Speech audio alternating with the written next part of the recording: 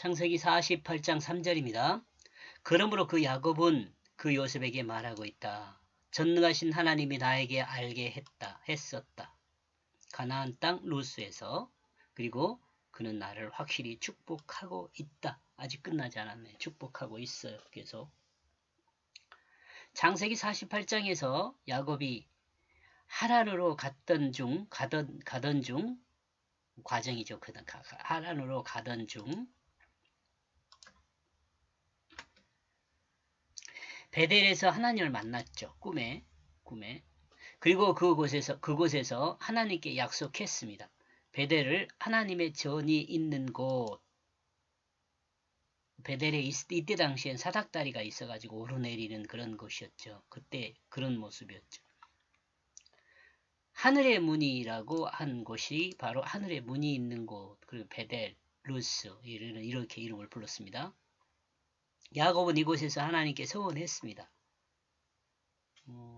서원, 약속한 거죠. 약속했습니다. 야곱이 서원하여 가로되 하나님이 나와 함께 계시사 내가 가는 길에서 나를 지키시고 먹을 양식을 입을 옷을 주사 나로 평안히 아비 집으로 돌아오게 하시면 아버지께서 여호와께서 나의 하나님이 되실 것이요 내가 기둥을 세운 이 돌이 하나님의 전이 될 것이요 하나님께서 내게 주신 모든 것에서 10분의 1을 내가 반드시 하나님께 드리겠나이다 하였더라. 이 10분의 1 이것은 하나님의 주권을 인정하는 거예요. 하나님의 주권. 여기 지금 베델이라는 곳에서 하나님을 만났을 때 야곱에게 있는 건 아무것도 없어요. 아무것도. 여러분 왜 아무것도 없다고 또 자신있게 말할 수 있냐면 하란에 갔을 때 라반이 야곱으로부터 좀 귀중품을 좀 기대를 했었어요. 그래갖고 한 달 정도는 아무 일 하지도 않고 먹고 그냥 놀게나 했다든가 이렇게 했어요. 근데 나중에 보니까 아무것도 없거든요. 맨 처음에 만났을 때 뭐 고륙이요, 그런 이야기 했는데 나중에 보니까 아무것도 없어요. 그러니까 아무리 친척이라고 하지만은 그래도 일을 좀 해야지 않겠냐 그러면서 일을 시키기 시작하잖아요. 아무것도 없었어요. 야곱이. 그런데 뭐가 생긴다 그러면 그것은 다 어떻게 해요? 야곱이 지금 10분의 1을 주겠다 이 말은 뭐냐면 모든 것이 하나님께 계심을 인정하는 거죠. 자, 그러면 우리 자신으로 한번 돌아봐. 우리가 이 땅에 태어나면서 물론 부모들이 있어가지고 우리에게 재산을 주니까 좀 내 것이 내 분량이 있다 그러지만 사실 우리 빈손으로 온 거 맞잖아요. 그러니까 우리가 모든 것을 하나님의 것이라고 인정하는 이 11조라는 개념은 자기 욕심이 좀 생기면은 이게 아까워요. 근데 하나님 모든 것이 다 하나님 것이라고 생각하면 이건 아까워하면 안 되지 않을까 이렇게 생각을 합니다. 안 그렇습니까? 그 고백이거든요. 모든 것이 하나님 것이에요. 이런 고백.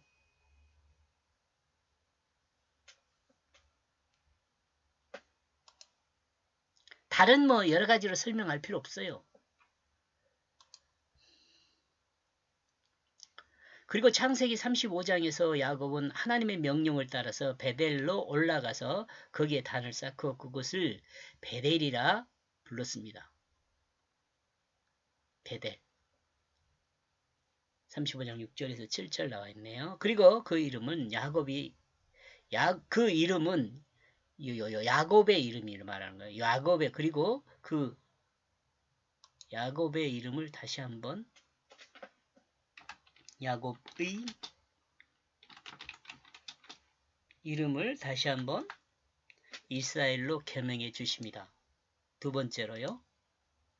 이 말은 다시는 하나님을 붙드는 자가 되지 말고 하나님의 다스림 안에 있는 자가 되어야 하라고 하나님이 명한 거죠. 하나님의 다스림 안에 있는 자.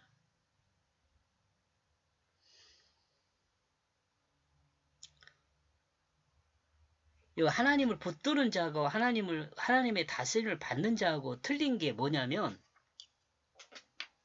하나님 붙든 자 그러면 그것은 자신의 의지를 가지고 율법을 지키면서 살려고 노력하는 것이 하나님을 붙드는 거예요.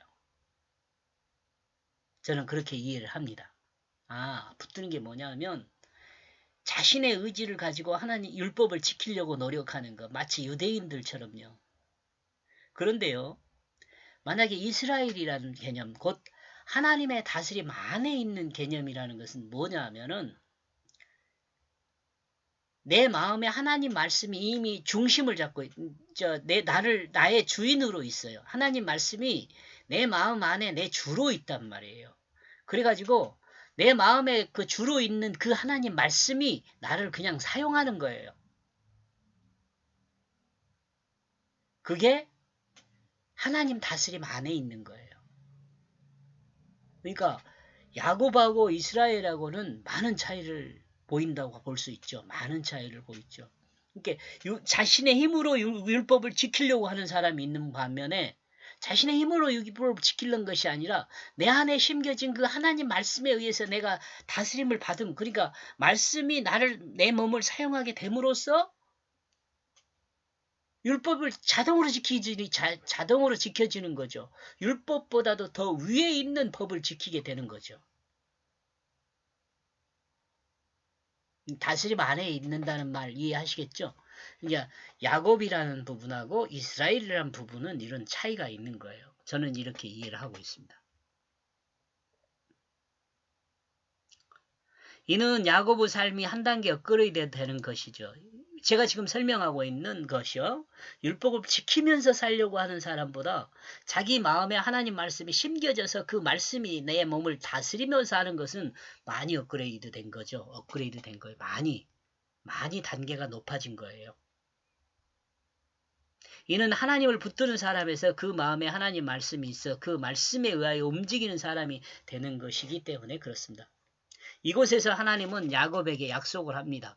이곳에 하나님, 나는 전능하신 하나님이라 생육하며 번성하라. 국민과 많은 국민이 내게서 나와 왕들이 내 허리에서 나오리라. 내가 아브라함과 이삭에게 준 땅을 내게 주고 내가 내 후손에게도 그 땅을 주리라 하시고 하나님이 말씀하시던 그곳에서 그를 떠나 올라가시니라. 물론 지금 여러분 한번 생각해 보세요. 야곱이 한 77살 정도에 바단 아람으로 갔잖아요. 그러니까 하란으로 간 거예요. 그러면 77년 동안은 가나안에 살았죠. 근데 그 갔다는 20년 동안 거기서 살았어요. 바단 아람에서 하란에서. 그리고 이제 오는 과정이 있었고요. 그 다음에 나머지 그 20년이니까 91세, 96세, 7세, 97세 정도 되잖아요. 97세예요. 그 다음에 97세에서 130세까지는 가나안에 살았다고 봐야죠. 그게 77년하고 30년, 37년, 한 37년 정도는 77하고 37하고 더하면은 27, 14 그러면 114년? 114년 정도는 가나안에 살았죠. 야곱이요. 야곱이 한 114년 정도. 그러니까 지금 이 주겠다고 이 말씀하신 후회로는 한 37년 살았고요. 가나안에서 91년 이제 가나안에서 37년을 다 살았을 수는 없을 것 같아요. 37년은. 왜냐면 하란에서 오는 과정이 있으니까. 그래도 한 37년 살았다고 봐야죠. 실질적으로 그러니까 이 어떤 주권을 가지고 산 것은 한 37년 살았다고 볼 수 있습니다. 야곱은 본문에서 이 내용을 기억하며 되새기고 있습니다.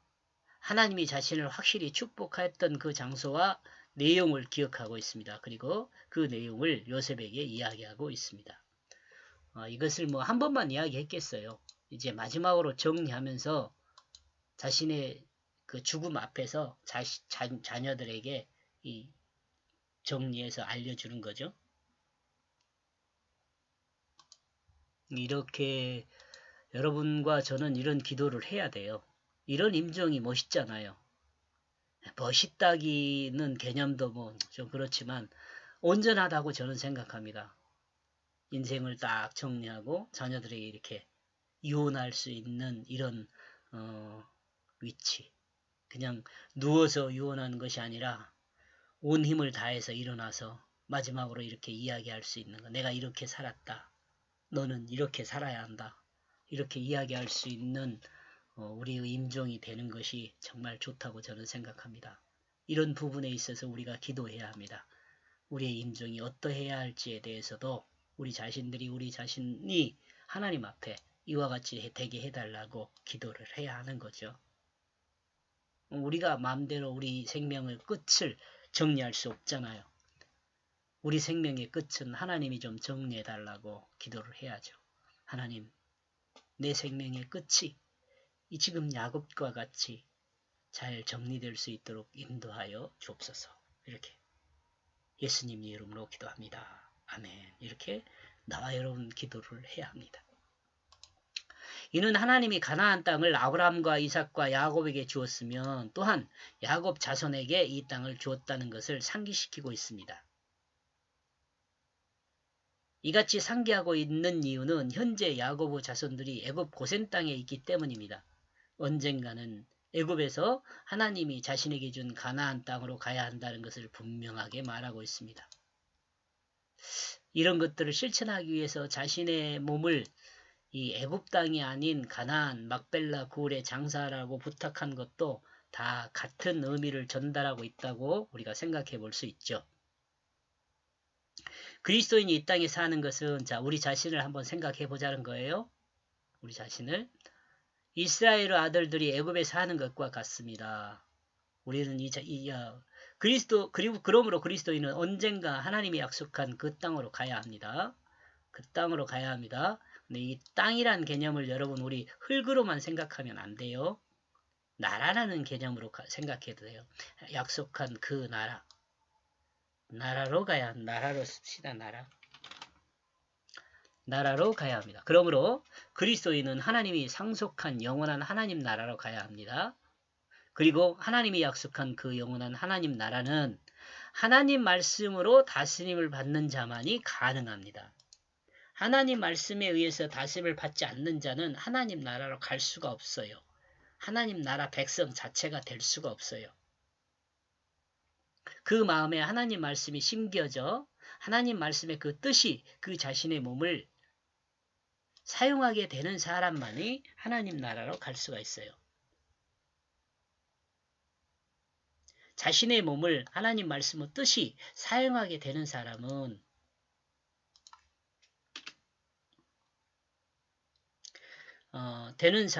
말씀에 자신을 맡긴 사람입니다. 말씀에 자신을 맡긴 사람.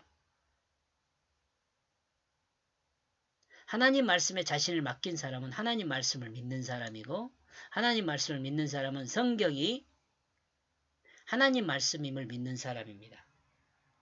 이 사람이 하나님을 사랑하는 사람이죠.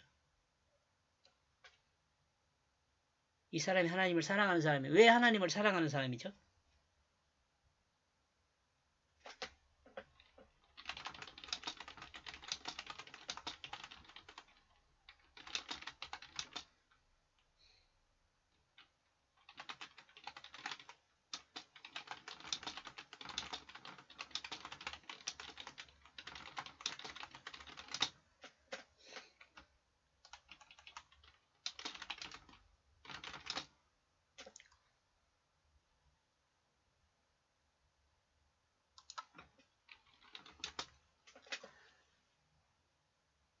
자, 하나님을 사랑한 사람이라고 하는데요.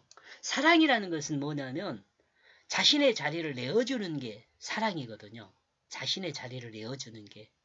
이 사랑은요. 남녀 간의 사랑도 마찬가지고 부모와 자식 간의 사랑도 마찬가지고 형제 간의 사랑도 마찬가지고 모든 사랑의 기본적인 개념이요. 이거란 말이에요. 자신의 자리를 내어주는 거. 그러니까요. 하나님을 사랑한 사람이다 라고 말하기 위해서는 자신의 자리를 내어줘야 하잖아요. 근데 무슨 자리를 내어주냐면 내 마음의 자리를 내어주는 거예요. 내 마음의 자리를 뭐 어디에게? 하나님의 뜻이 내 마음의 자리에 좌정하여서 나를 하나님의 뜻이 사용하도록 하는 거, 이게 하나님에게 내 자신을 내어주는 거고 하나님을 사랑하는 거죠. 자신의 그 마음의 자리에 하나님의 뜻이 자리하도록 자신의 자리를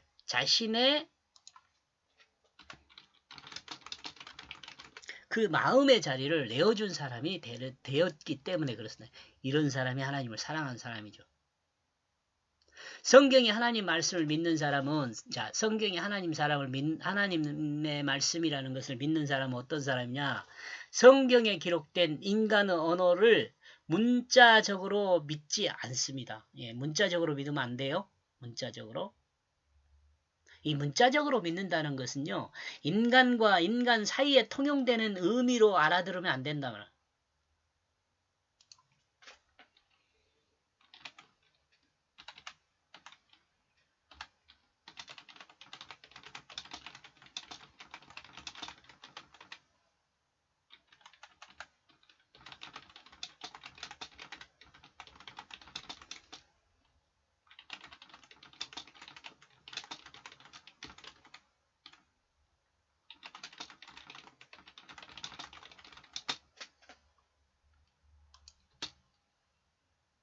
자, 문자적이란 말은 인간과 인간이 서로 통용하는 그 문자의 의미로 알아들으면 안 된다는 거예요.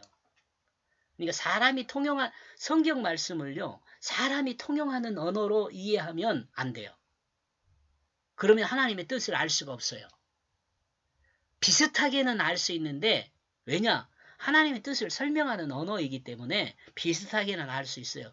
그런데 이 이야기의 관점 자체가, 그러니까 이 문자, 성경에 기록되어 있는 문자를 해석하는 그 방향이, 성경을 해석하는 방향이 하나님의 뜻을 중심으로 한 방향이 되어야 돼요. 그렇기 때문에 인간과 인간이 서로 통용하는 그 문자의 의미로 알아들으면 성경을 정확히 이해할 수 없어요. 하나님이 인간의 언어를 사용하여 인간의 이야기를 통해 전달하는 하나님의 뜻을 믿는 사람이냐. 그렇기 때문에 인간이 통용하는 그 언어로 알아들으면 안 되죠. 이 뜻을 알아야죠. 하나님의 뜻을. 그러므로 이같이 믿는 사람은, 이같이 믿는 사람이란 말은 하나님의 뜻을 믿는 사람이죠. 그러므로 하나님의 뜻을 믿는 사람은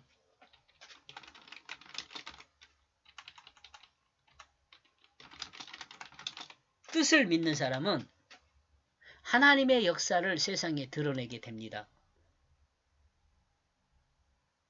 하나님이 인간을 구원하기 위해 그 역사에 사용되는 사람이 됩니다.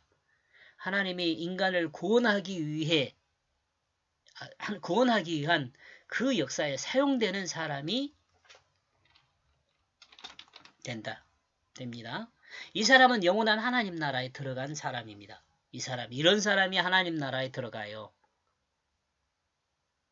하나님 말씀대로 사용되어지는 사람이잖아요. 하나님 말씀을 막 지키려고 내 의지로 노력하는 것이 아니라 하나님 말씀이 나를 사용해 버리니까 이 사람은 영원한 하나님 나라를 상속받는 사람입니다. 하나님은 모든 인간이 이와 같이 되기를 소망하십니다. 또 이런 설명은 계속 될 거니까요. 다음 여기까지 보겠습니다. 고맙습니다.